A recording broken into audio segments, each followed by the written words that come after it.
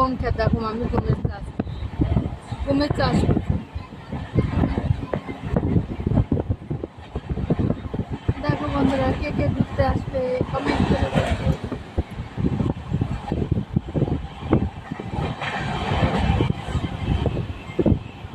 এত সুন্দর জায়গা কে না ঘুরতে চায়, নতুন নতুন জায়গা